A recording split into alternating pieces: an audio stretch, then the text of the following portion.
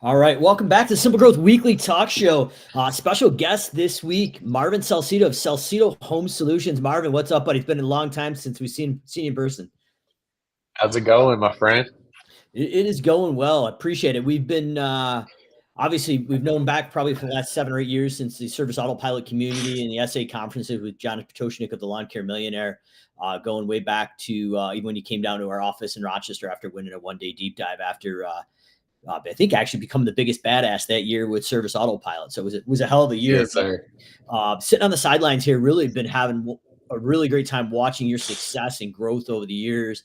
But before we kind of get into Salcido Lawn and now Salcido Home Solutions, if people haven't heard you mentioned before, just kind of give you a little background of how you cut your teeth in the green industry, and we'll kind of dive into the evolution of Salcido Home Solutions. Okay. Yeah, just the quick nickel tour. I'm a first generation entrepreneur. Um, I actually started my first business when I was in college. I remember calling my dad up one day and told him, I said, "Hey, the job I have isn't paying the bills." So I said, "Do you have any ideas?" And he said, "Give me a few minutes. I'll call you back." About an hour later, he called me back. He said, "Why don't you go do what you know how to do?" He said, "You know how to mow yards." And he said, "I'll help you get started. You pay me back." And man, like they say, the rest is history. I got out there, I printed up some really, really crappy flyers and started passing them out, and literally just went door to door and started building my business. I built that first business up, ended up selling it a year or two later, moved from Tulsa, Oklahoma down to Tyler, Texas, where I now reside. And I've been here for the last 21 years. And yeah, just started over and I've started over a couple of times since then and have built several multi-million dollar companies along the way. Yeah, I've been having a great time watching from the outside and obviously interacting with you as a friendship along the way as well. Interesting background story. I didn't actually realize the background story till we got on today. Almost pretty similar with myself. My dad had a commercial 36-inch Ranson walk behind lawnmower in the garage that he used to on the side to actually make extra money so we could play travel hockey. So when it was time to actually get a car and car insurance, they said, absolutely, you can do it as long as you can pay for it. So same thing, literally started knocking on doors in the neighborhood.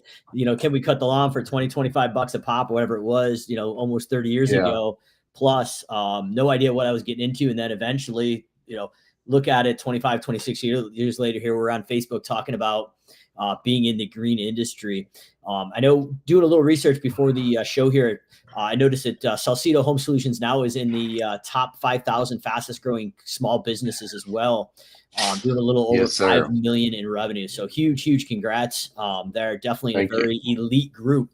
But I guess kind of diving into it, Marvin, when you ran the lawn care company only originally, what was the reason that you started to go out and actually look for acquisition? I know you were growing pretty heavily through organic and paid, but actually going through a merger acquisition, or as you may hear it on the street now, M&A.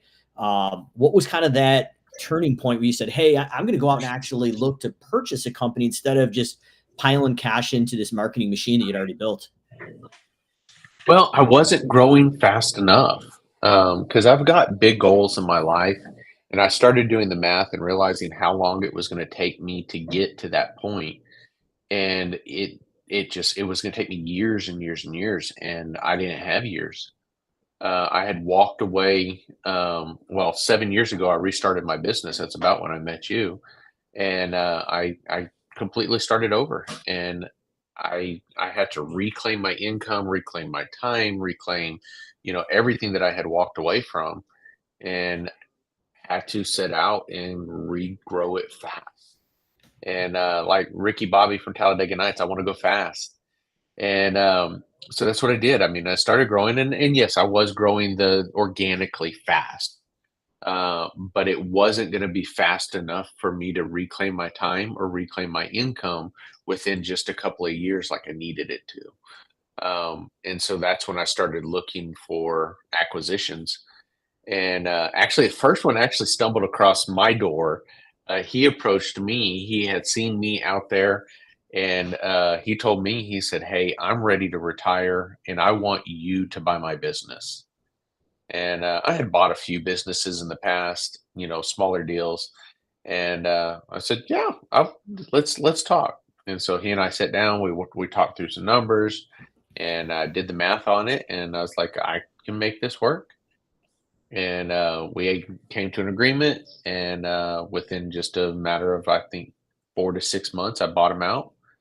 And we actually brought him on board with us to work for us as a quality control guy.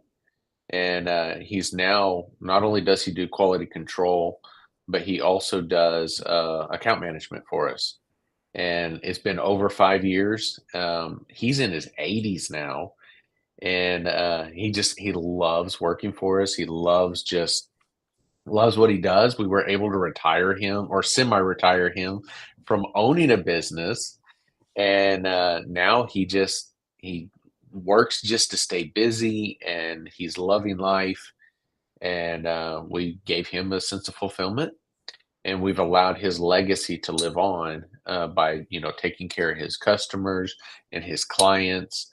I mean, his employees. And some of the employees had been with him for 15 years, now 20 years, 'cause it's been over 5 years. And they're still with us, and they love it. That is such a So cool story. And I guess the probably I want to hop back to kind of the numbers and how you looked at like you wanted to grow faster and how you knew all that. But I guess probably the question on everybody's mind, just knowing you personally, you're such a big culture person.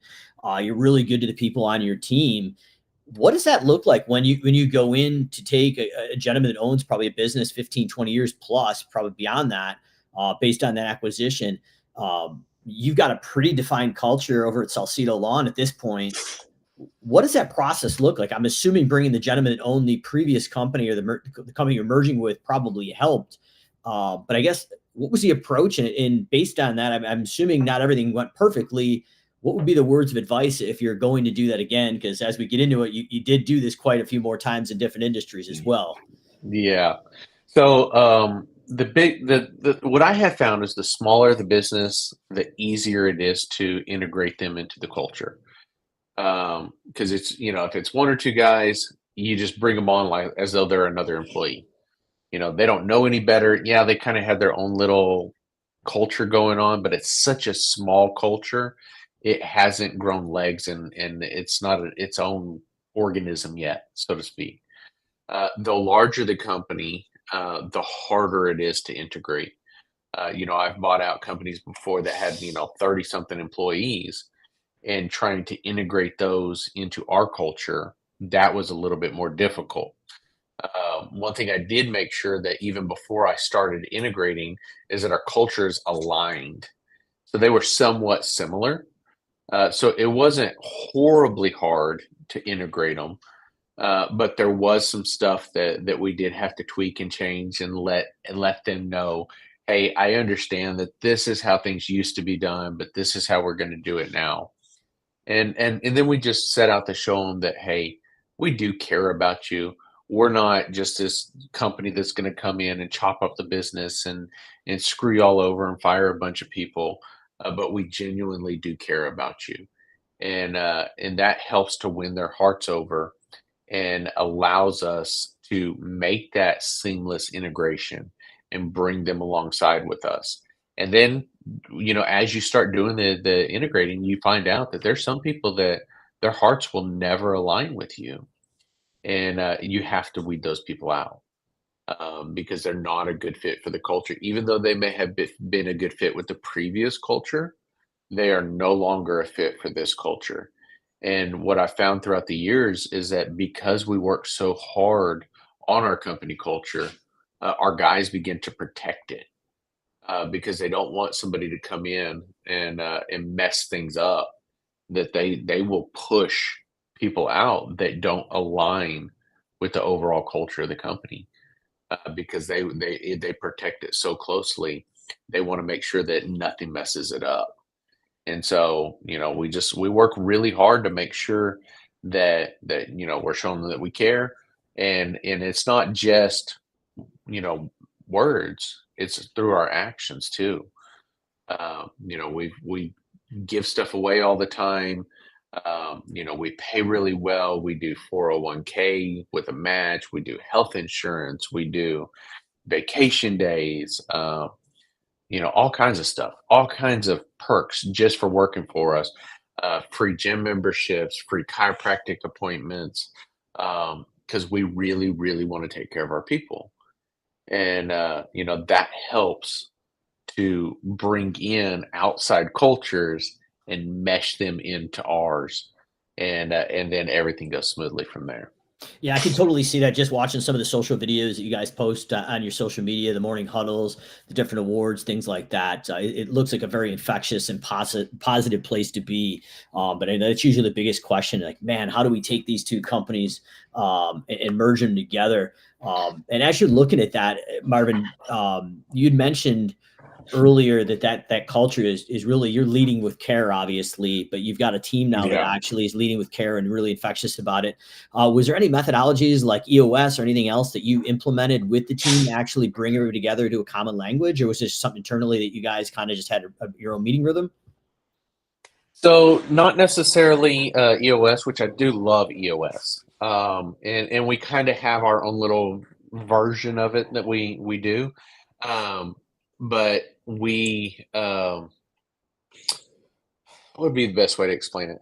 I'm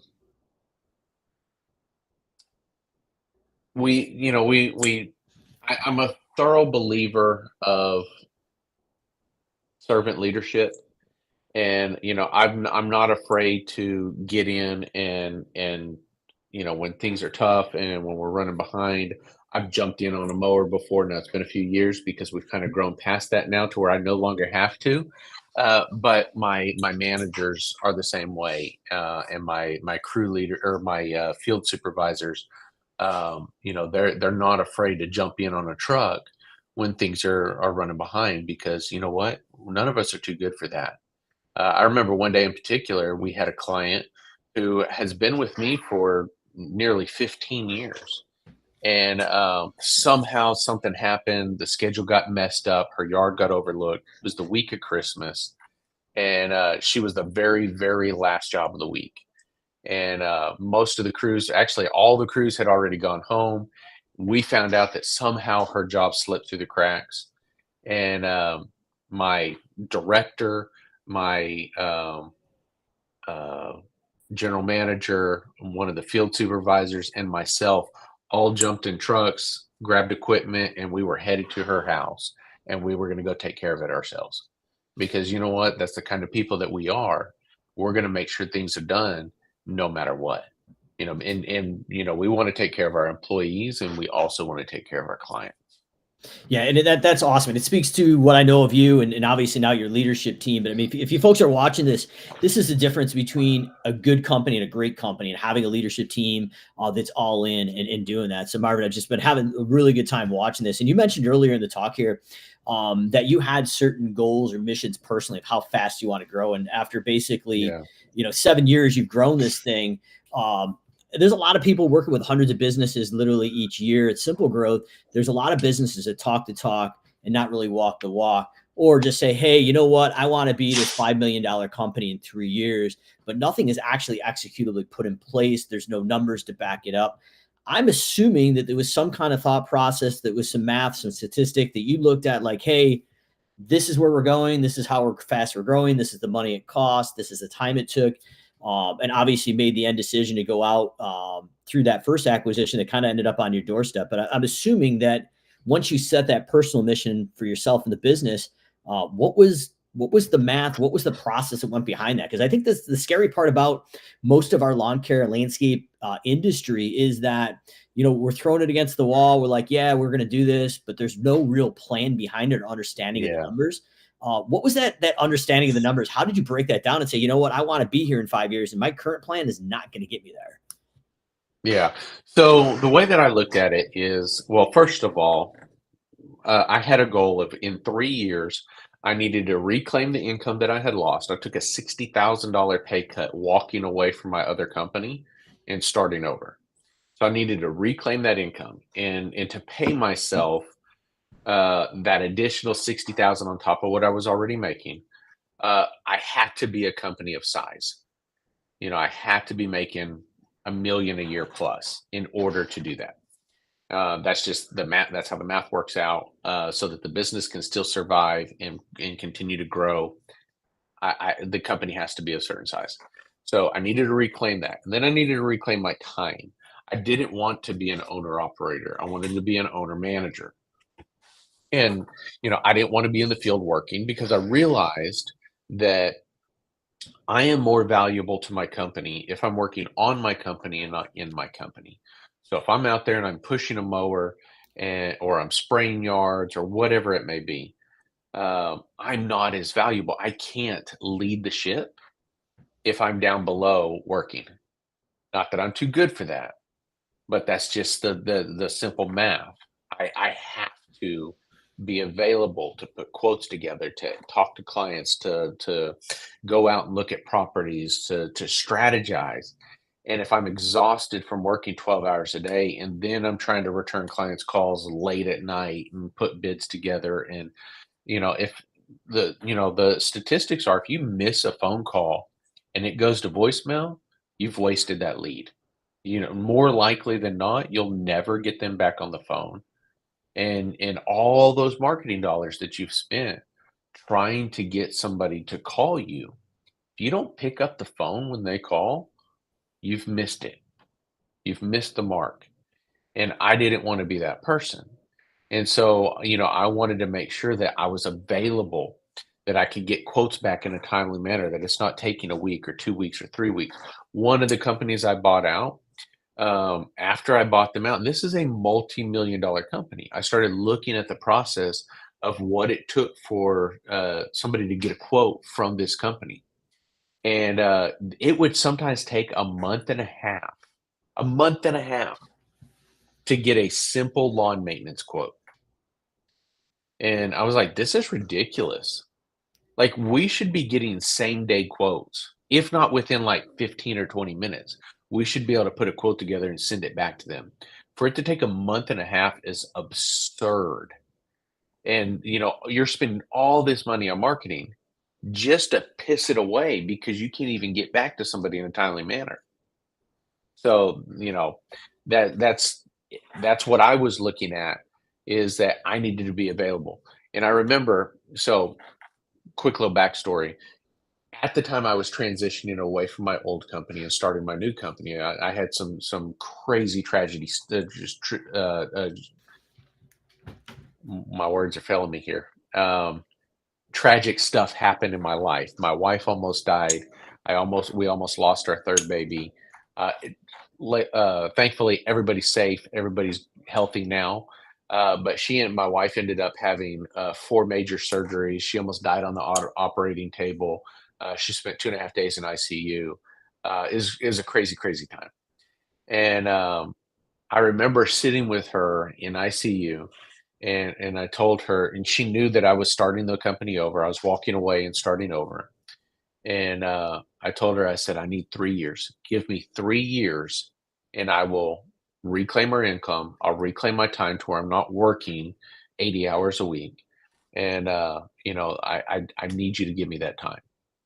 And she told me, she said, you've said that before, because I used to be a workaholic. My wife was a married single mom. And, it wasn't good. It wasn't healthy. Wasn't healthy for our marriage, for the family, and none of it.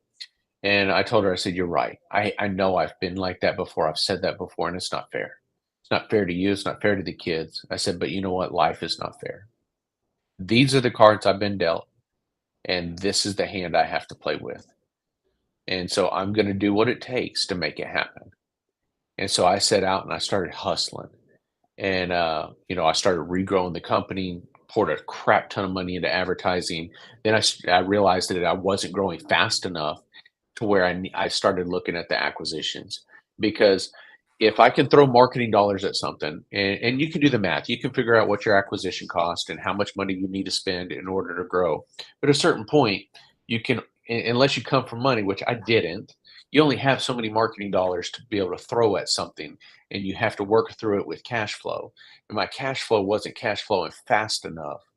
And so that's when I started looking at acquisitions, because if I can triple the size of my business overnight, then that was going to help me to accomplish my goal that much faster. And when I look at buying a company out, I kind of look at what my ROI is going to be and how long it's going to take me to make that money back, and or what would it take me to reproduce that. And if I can throw some money at it and I can reproduce the same business that I'm buying within a year, for about the same amount of money that I can spend on just regular marketing dollars and just my client acquisition costs, I'm probably not going to buy that company. I'm just going to throw some money at marketing dollars. But if I can't do it within a year or two, and it's going to leapfrog me forward years into the future, then that's probably going to be a good buy for me. If it's going to save me 5 years of my life, then I'm probably going to do that deal if I can make the numbers work. And so that's kind of how I look at these things: is how fast is it going to push me forward into the future? And some of these deals that I've done has pushed me forward 5 and 10 years into the future. And I'm even looking at even bigger deals now, because I know that my in kind of where my end goal was originally was 10 million, because I knew that private equity started looking at businesses like mine at about $10 million, and then I was going to sell it and I was going to walk away. But then I realized I had to actually move my own goal line, because 10 million wasn't going to be enough for me. Because yeah, I could live off the money I made from selling my business for the rest of my life and I'd be completely happy. But I want life-changing money, not only for me, but for my family. I want to be able to help my kids and my grandkids. I want generational wealth. And the money that I'm gonna make from selling a business, for $12 million, is not gonna give me generational wealth. And so I had to move my own goal line, and my new goal is 100 million. And I'm giving myself 10 years to hit 100 million. And so I'm pushing and we're grinding hard to hit that $100 million mark. And then at that point, I'm going to look at whether I keep it or I sell it to private equity. And then if I sell it to private equity, I should be able to exit for in the hundreds of millions. And then I've created generational wealth, and not only for me, but for my entire bloodline, That's because huge. And I love that that's life intentionality. changing money. Yeah, so Yeah. it's interesting. We share the sickness. I don't know if necessarily on that level that you have, but it's the craziest thing is we get right near that finish line and the goal line, and we're like, all right, let's not. We're not even going to It's not celebrate it. enough. What's not enough? It's not enough. So I think I'm victim for that with my wife as well. And it's interesting. You alluded to it. You didn't actually get into it, but I think one of the interesting things is we just did a shop tour a few months ago. With the Simple Growth Mastermind to Tommy Mello's A1 Garage Doors. And Yeah. I remember sitting in the front row, kind of geeking out, being a fanboy. And Tommy was talking about all the KPIs and things they're going into. But somebody had asked the question about Tommy's merger and acquisition strategy. And you hit on it. And I feel like you probably eluded it, but didn't hit on it. So I'm just curious if this was the case.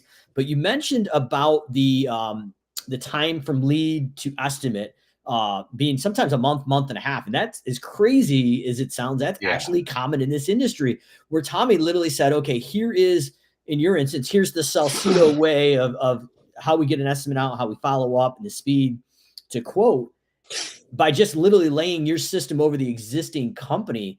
Like you're looking at it, go, wow, we could have a 5 or 10x return on the investment, because within 6 months, if I just do this one thing that we're already doing really well here and flip that one switch, I've already probably paid off my investment.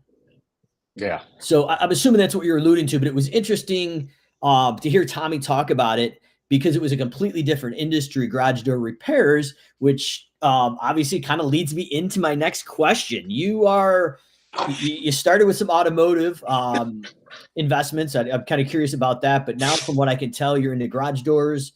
You're into obviously pest control. You're into home cleaning.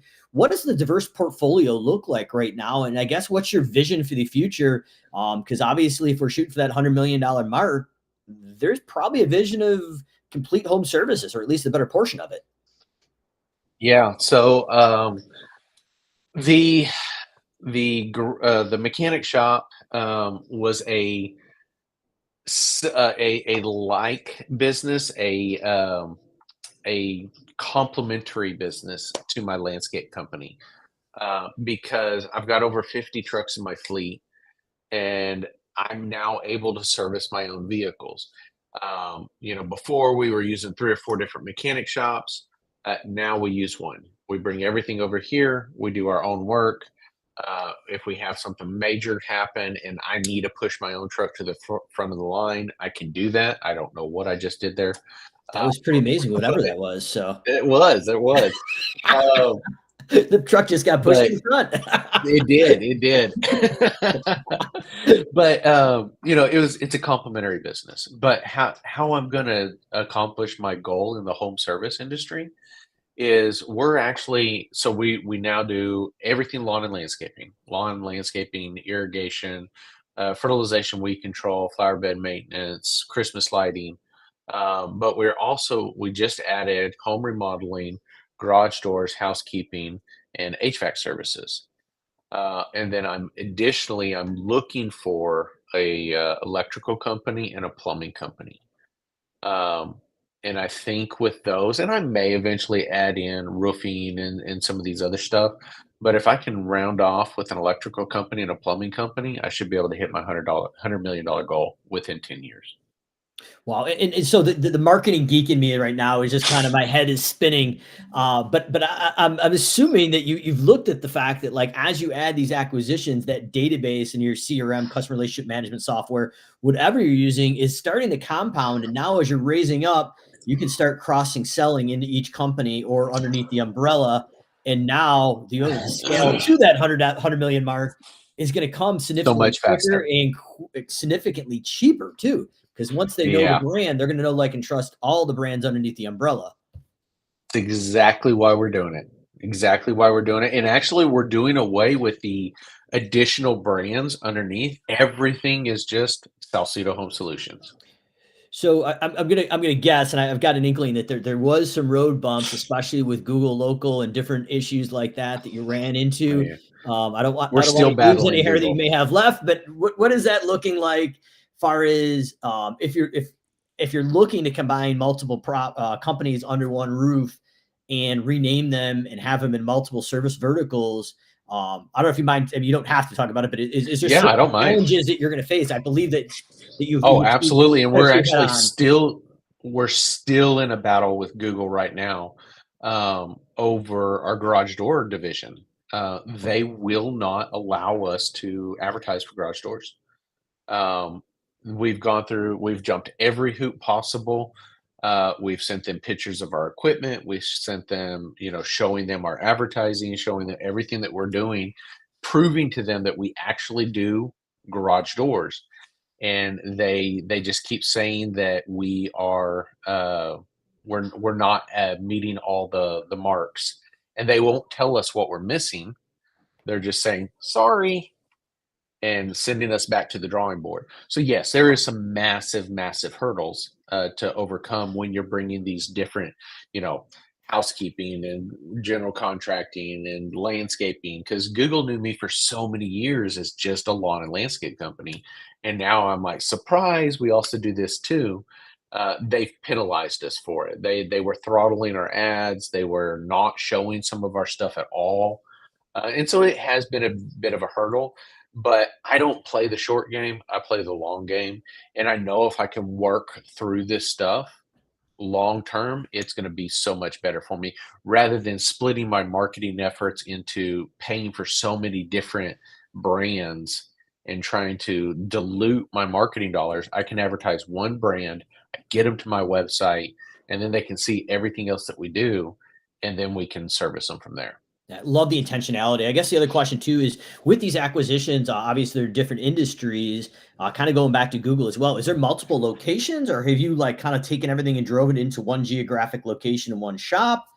Like, what does that So look like right from? now, Yeah, so right now everything's kind of in one geographic location. And I say one, it's really two because we have two shops. They're about a half a mile apart from each other. But yeah, it is one location. Um, as we grow and when we really start throttling our HVAC division, plumbing, and electrical. Those three divisions can outgrow our our current properties. Just those three divisions alone. And so we're gonna have to either buy more property near where we are, or we're gonna have to expand to other parts of the city.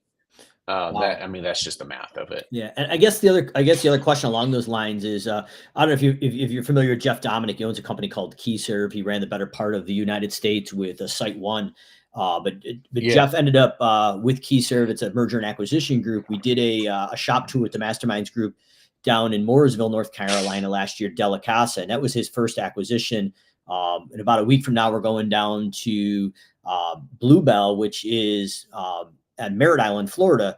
But the interesting thing is when we did that shop tour, and something we're going to see next week, is Jeff is systematically taking very similar to probably Salcido Lawn as a center, but he's built in and optimized the payroll, the HR, how to do asset management, everything that's underneath that umbrella of like 8 to 10 acquisitions right now as he's growing that.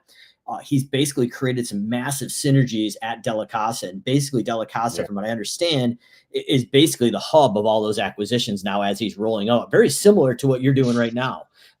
So I was Yeah. wondering, in your process, have you started to get into those synergies? And I'm not exactly sure when those synergies happen or when it's appropriate. But I watching from the outside of Jeff the last few years with the private equity, obviously he's been able to grow a little bit faster than most of us could do if we're just going out ourselves. But to see that on the outside watching it, and then actually sitting down in some deep dives with him, set up the job costing, the estimating, the reporting for the Yeah. investors to see how that all came together is really interesting. Is that something that you looked at as a benefit or something you've even tackled, like attempted to do yet?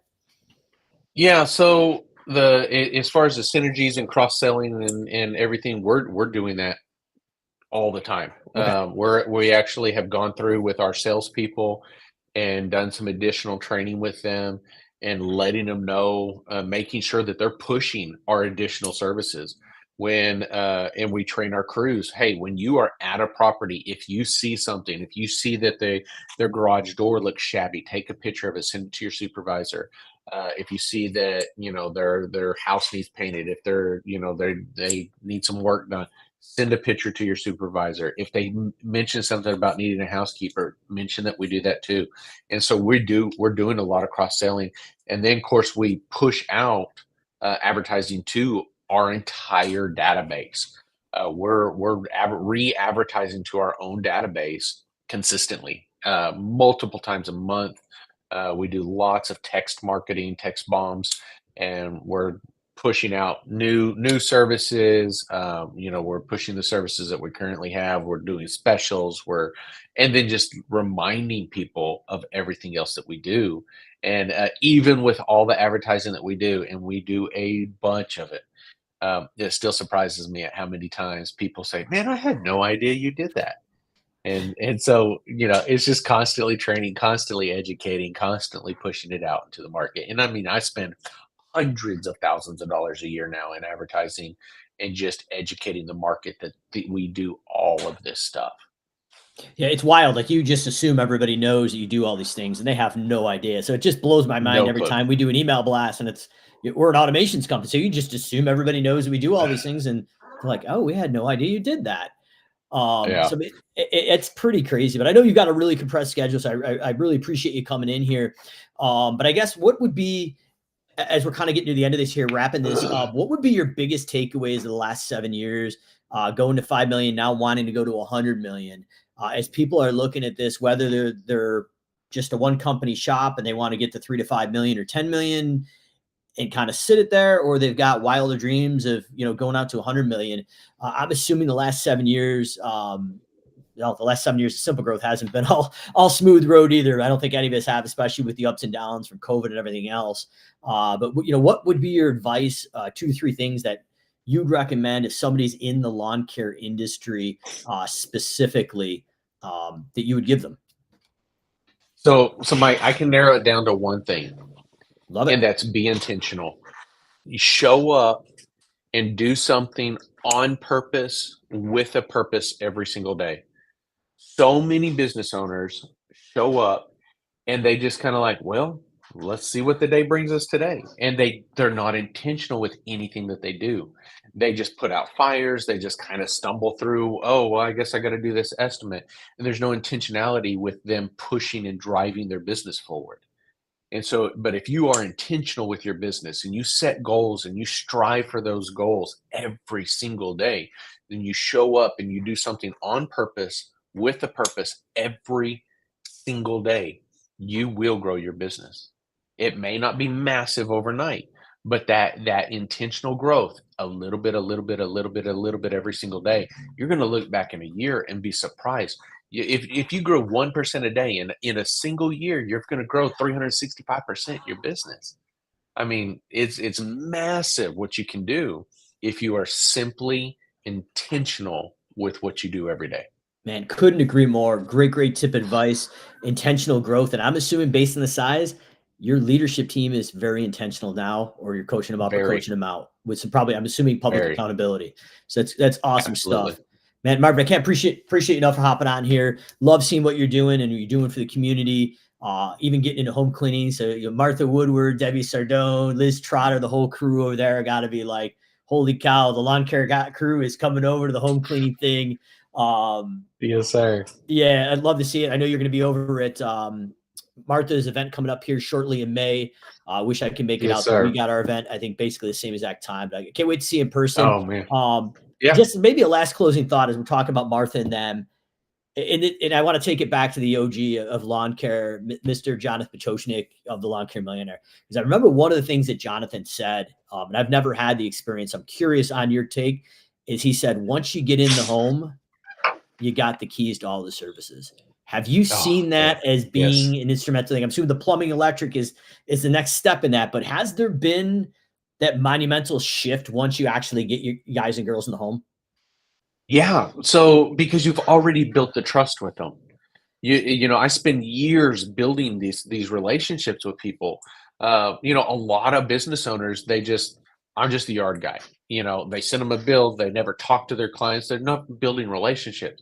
We have account managers who are actually building relationships with our customers. They're calling them on anniversaries, birthdays. Hey, how was your kid's baseball game this last week? We're getting to know them, and so that they know that anything that they need done in their home, who are they going to call? Salcido Home Solutions. We're going to be the solution for anything in their home. And so we're being, again, very intentional with what we're doing. And so that's why I started bringing everything under one umbrella, and then we just cross sell from one department to another to another. And again, we're trained our salespeople. If they're in a home, maybe they're selling a landscape project, and they see that some electrical work needs to be done. Hey, we'll get our electrician out here. We'll get that taken care of while we're here. You don't need to worry about it. We've got it taken care of. Love it, I brother. don't. One thing that really actually led me to start this is a friend of mine. Her dishwasher went out, and she called a plumber to come. Or I'm sorry, called the electrician because they narrowed it down to the plug wasn't working. Called the electrician 2 weeks before the electrician can get there. Electrician gets out, looks at the plug. He's like, "Hey, crazy as it sounds, you have a plumbing problem. Your plumbing's dripping on this plug, and it killed the plug." Hmm. So called the plumber. 2 weeks for the plumber to get out. Plumber gets out there. So she's a month into this project so far. Plumber gets out. He fixes his little portion. He says, "Okay, call the electrician back out, fix your plug, and you're good to go." Calls the electrician back 2 more weeks before the electrician can get back out there. Month and a half to fix something that should have taken 4 hours. And it shouldn't be that difficult to get something done. And so that's why I set out to have everything encompassed under one umbrella, that if my electrician gets out there and he sees it's a plumbing problem, he can call the plumbing department, say, "Hey guys, I need you. I've got a priority client. I need you to get over here. Let's get this taken care of. Can you fit this in the next day or two?" Get out there and take something that took a month and a half and squeeze it down into a day or two, and then we're better servicing our own clients, and it's that cross promotion. Because we're taking care of everything, it's all under one umbrella.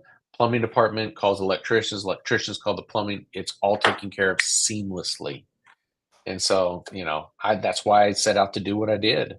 I just want to make life easier for people. I want to better serve my community because it shouldn't be that difficult to get something done.